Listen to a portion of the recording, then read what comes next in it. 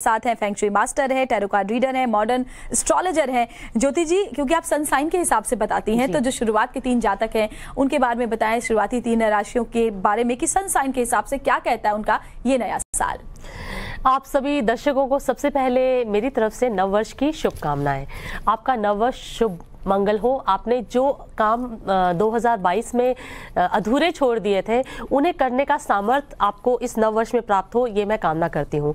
अगर मैं tarot cards निकालने से पहले इस वर्ष की बात करूँ तो ये वर्ष सबके लिए एक बहुत ही ज़्यादा जिसे बोलते हैं होप लेकर आ रहा है। ये होप से भरा हुआ वर्ष है और आपकी होप्स को फुलफिल करने वाला भी वर्ष है और रिलेशनशिप्स के लिए बहुत अच्छा वर्ष है। तो आप आपस में सद्भावना बढ़ाइए, प्रेम बढ़ाइए और उसी के साथ इस वर्ष की शुरुआत कीजिए। चलिए शुरू करते हैं इसमें अब फोरकास्ट को।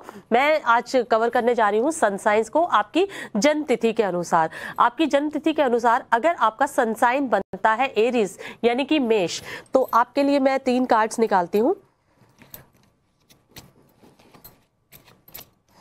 तो चलिए मेष राशि वालों के लिए पहला कार्ड निकल कर आता है हीरोफेंट का, जो कहता है कि आपको मिलेगा आपके गुरुओं का साथ, किसी की सलाह आपके लिए होगी काफ़ी हेल्पफुल।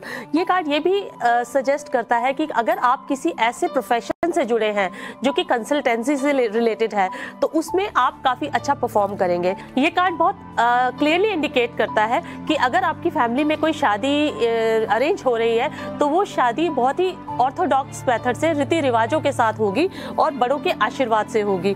दूसरा कार्ड निकल कर आता है हर्मिट का, जो कहता है कि इस साल बहुत से ऐसे मौके आएंगे जब अपने आप को आप भीड़ में भी तन्हा पाएंगे। आपको बहुत ऐसे मौके मिलेंगे जब आपको अपनी अंतरात्मा से ये सवाल करने को मिलेगा कि मैं किस जर्नी पर हूँ, किस जगह मुझे जाना है। अपने आप से ही आप आंसर खोजेंगे। शायद आप दूसरों से ना कंफर्टेबल हो अपने दिल की बात कहने में और वो अपना रास्ता आप खुद इंट्रोस्पेक्ट करके अपने लिए नया रास्ता इख्तियार करें। तो ये आपका कार्ड निकल कर आता है। अकेलापन आपके लिए काफ़ी सुखमय होगा, आप अकेले रहना काफ़ी पसंद करेंगे। तो अगला कार्ड निकल कर आता है डेविल का। तो डेविल कार्ड ये बताता है किसी भी तरह की एडिक्शन से आपको बचकर रहना चाहिए, क्योंकि डेविल कार्ड क्लियरली इंडिकेट करता है किसी भी तरह का अगर आपको एडिक्शन है, एडिक्शन यानी कि या तो आपको किसी तरह का नशा करना अगर आपका है, या फिर किसी बैड कंपनी में आप हैं जो आपको गलत सलाह देते हैं, जुआ खेलना या फिर शराब पीना या फिर किसी तरह की ड्रग्स करना या फिर कोई ऐसा एडिक्शन किसी ऐसे व्यक्ति से बात करना जो आपके लिए नेगेटिव एनर्जी का सोर्स हो, तो भी आप उसको छोड़िए। आप ईश्वर का नाम लीजिए, शिव की पूजा करना आपके लिए काफ़ी अच्छा होगा। आपके लिए मैं एक मंत्र बोलूँगी, आप एरीज सन साइन वालों के लिए कर्पूर गौरम कर्णावतारम संसार सारम भुजगेंद्रहारम सदा वसंतम हृदय रविंद्रे भवन भवानी सहितम नमामि। और आपके लिए एक छोटा सा उपाय मैं आपको बताऊंगी। एक क्रिस्टल आता है ऑब्सीडियन के नाम से, black obsidian. Black obsidian crystal बहुत ही अच्छा क्रिस्टल होता है जो प्रोटेक्शन देता है। अगर हो सके तो एक ब्लैक ऑब्सीडियन के क्रिस्टल की या तो आप एक माला धारण कीजिए या फिर एक ब्रेसलेट की फॉर्म में धारण कीजिए। और ये जो मैंने आपको मंत्र बताया, इस मंत्र को 108 बार जप करने के बाद उस ब्रेसलेट में या माला में फूंक दीजिए और उसे अपने दाएं हाथ में धारण कीजिए। देखिएगा ये आपके लिए सुरक्षा कवच की तरह एक्ट करेगा और पूरे साल आपकी रक्षा करेगा। ज्योति जी, अगर अगली कार्ड की अगले जातकों की हम बात करें अगली राशि के बारे में, तो उनके लिए क्या कुछ कहेंगे आप टैरो कार्ड के हिसाब से? चलिए अब दूसरी राशि की तरफ चलते हैं, बात करते हैं टॉरस यानी कि वृषभ राशि की। तो वृषभ राशि के लिए मैं भी निकालती हूँ 3 कार्ड्स।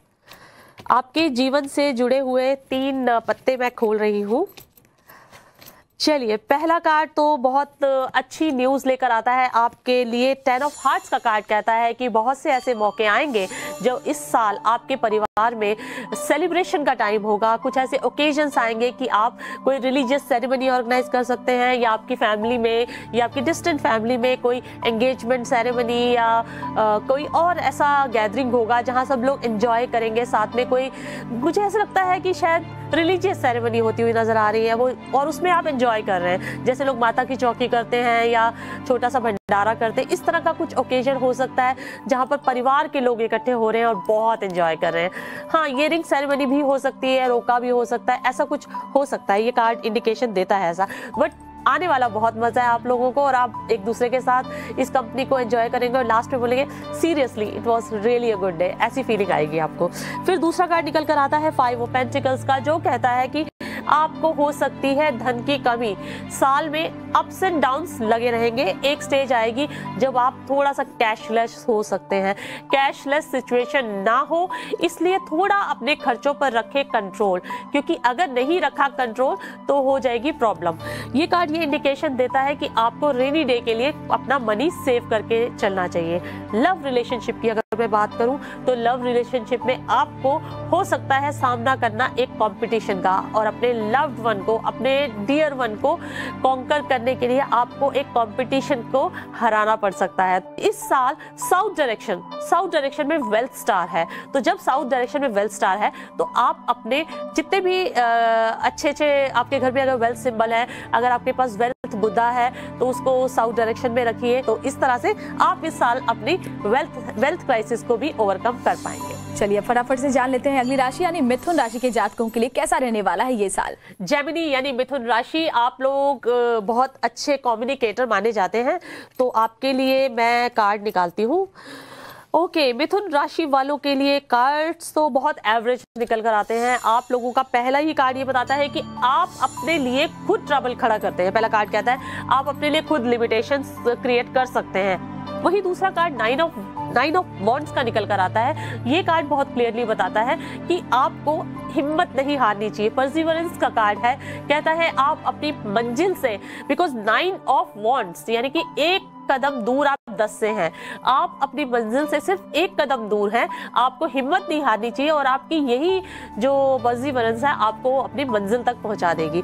ये आपके लिए निकल कर आता है। तीसरा कार्ड निकल कर आता है फूल, यानी कि मैं यंग लोगों के लिए कहूंगी एक रोमांटिक एनकाउंटर हो सकता है, एक छोटा मोटा लव अफेयर शुरू हो सकता है यंगस्टर्स के लिए, जैसे टीनेजर्स को होता है, and you are very happy, you want to tell everybody कि हमें इश्क हो गया है। तो आपके लिए मैं उपाय छोटा सा बताऊंगी। आप क्या कीजिए, इस साल जेड क्रिस्टल को धारण कीजिए। जेड क्रिस्टल का या तो आप बैंड बना लीजिए या आप जेड क्रिस्टल की ज्वेलरी पहनिए। बिल्कुल।